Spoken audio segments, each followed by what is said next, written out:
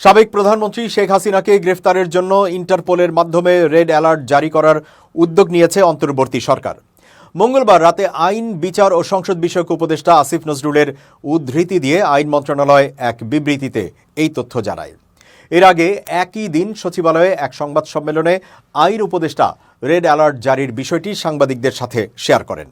পরে রাত ৯টায় আইন মন্ত্রণালয় এক সংশোধিত বার্তায় জানায়, রেড অ্যালার্ট জারির জন্য প্রয়োজনীয় ব্যবস্থা নেওয়া হয়েছে।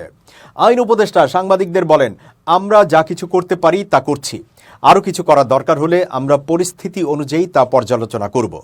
শেখ হাসিনাকে ভারত থেকে ফেরত আনার অগ্রগতি নিয়ে আইন উপদেষ্টা বলেন, আমরা ভারতের কাছে প্রত্যর্পণের জন্য চিঠি পাঠিয়েছি।